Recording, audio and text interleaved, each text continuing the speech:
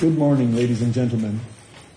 Thank you for joining us for our European Union pre-G20 press conference.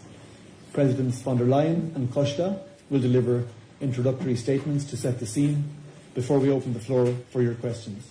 As always, please state your name and the media you represent before posing your questions. And with that, we can hand over to the presidents. President von der Leyen, the floor is yours. I think we start with. Typically, we start with. Good morning. I'm very glad to be here in the Johannesburg with the President Ursula von der Leyen to represent the European Union. Africa is a strategic partner in our multipolar world, and for the very first time, we are having a G7 summit on Africa soil. We are living in challenging times. Wars in Africa and Europe, humanitarian tragedies in the Middle East, trade tensions, supply chains being disrupted, and economic coercion on the rise. And against the backdrop of global challenges like climate change, inequality, and poverty, the European Union comes with a simple message to our partners. The European Union is here. We are predictable, reliable, and trustworthy partner. We are here to work with our G20 partners. We are here to work together because nobody cannot tackle global challenges alone. South Africa made this year a success. It has used this opportunity to advance very important priorities: solidarity, equality, and sustainable development, priorities that we share in the European Union. We are taking positive steps to make the international financing architecture more inclusive, efficient, and representative, to ease the debt burden that prevents developing countries from investing in their own future, to improve debt sustainability and of vulnerable countries. Climate change is blind to wealth, but hurts developing countries more. The European Union is here to lead the way in cutting emissions, and so is our willingness to help vulnerable countries react and adapt to these challenges.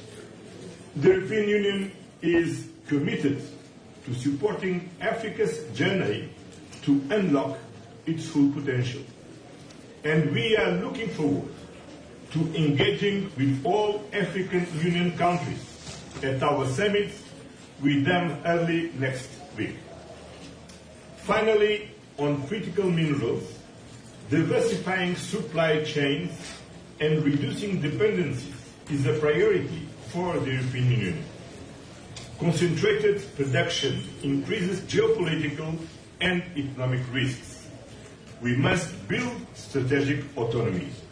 This requires us to engage with different parts of the world and with new partnerships while strengthening existing ones.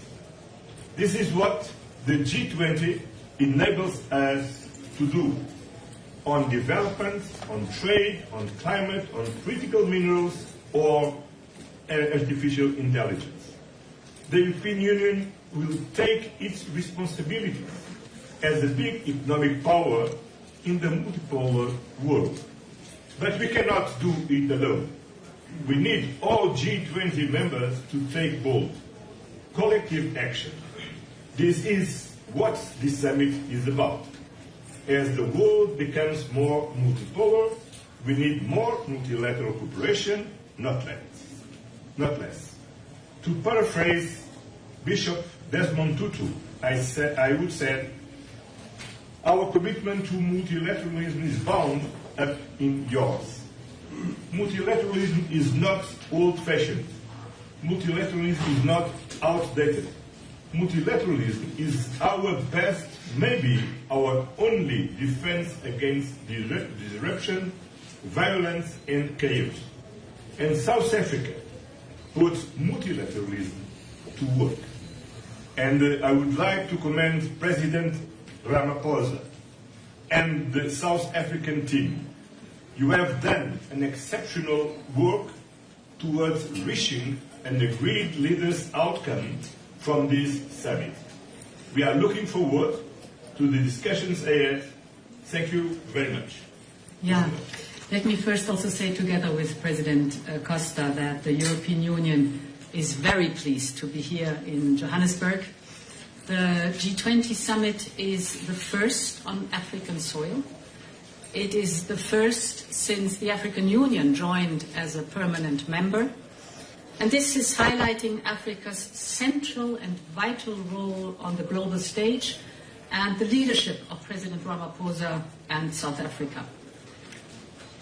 The G20 is a premier global forum to find common solutions for common challenges, such as how to maintain reliable, rules-based trade in a volatile global economy, or how to ensure climate change, fight food and energy resilience, and how to meet the opportunities and risks posed by rapid technological change. These are the topics of the 3 roundtables that will form the core of our discussions in the next 2 days. And allow me to go into further detail on each of those 3. The first is on trade. Europe is doubling down on our core belief that rules-based trade delivers. We will continue to champion partnership, openness, and fair competition. And that is the message we'll bring to the G20 and to the EU-African Union summit, which follows these G20. Our network of free trade agreements is already the biggest in the world. 44 agreements with 76 partners. And we have more on the way. The agreements we have reached with Mercosur, Mexico, and Indonesia further strengthen our network. And we're working non-stop to finalize an agreement with India, but also with Australia, Thailand, the Philippines, Malaysia, and the United Arab Emirates. And just yesterday, we, the European Union and South Africa, concluded a clean trade and investment partnership. We are a partner that plays by the rules. That's important for us. We listen to our partners. And above all, we deliver mutual gains in trade and investment, which in return delivers good jobs. We believe in the mutual gain in trade and investment. We will continue advocating for a strong, reformed and relevant World Trade Organization, including here at the G20. The second roundtable, there the motto is a resilient world. And here the focus is on fighting climate change and the clean energy transition. As European Union, we want to bring a message of hope and of opportunity to this G20 summit. It is a message about clean energy technologies and clean energy transitions, because not only do they meet our urgent need to tackle climate change, but they do much, much more. And the business case by now is doing much better. Clean energy transitions are cost competitive. They create jobs, good jobs, homegrown. They open new ways to bring modern energy to the many millions that remain without access to energy. And they are a natural fit, of course, for many developing economies, as it is about the resources that these developing economies have in abundance.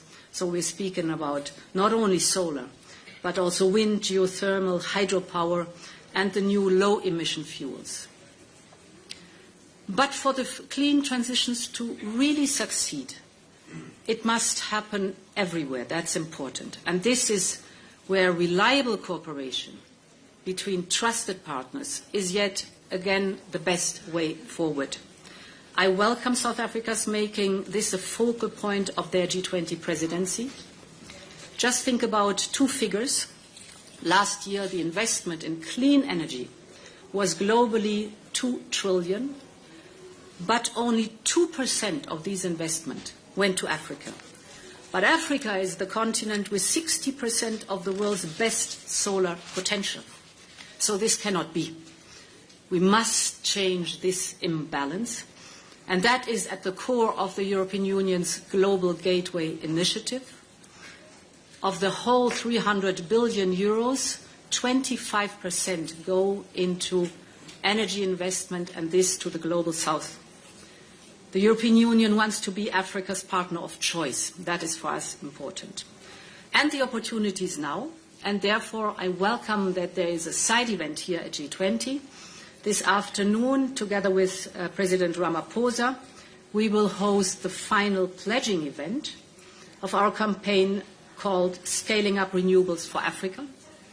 It will be a key moment because we will convene governments and investors and philanthropists to come together and to power Africa's future. I hope to see you there too.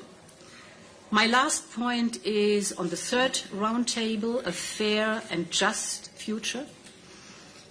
And here we will discuss the new issues like digital governance and how to enter the global economic mainstream with digitalization. And that's why I'm looking forward to our discussions on artificial intelligence. Artificial intelligence, we all know, is a revolution, but we must make it a revolution with citizens at its core. For Europe, innovation and accountability don't pull in opposite directions. On the contrary, they push together. And we are already working hand in hand with G20 partners who share the same vision of AI. It must be a game changer for good. This potential is strong on the African continent, from optimizing the renewable energy grids to predicting natural disasters. You need AI in these topics.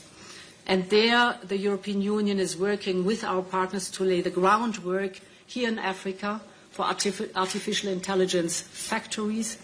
In other words, this is bringing computational power to the many, many startups that are here on the continent so that they can train their models, develop their models, and improve their models.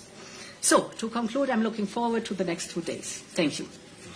Many thanks to our two presidents. We now open the floor for your questions, starting here at the front with Julia. Good morning. Julia Payne from Reuters. I was wondering if you had any thoughts about the US 28-point plan for peace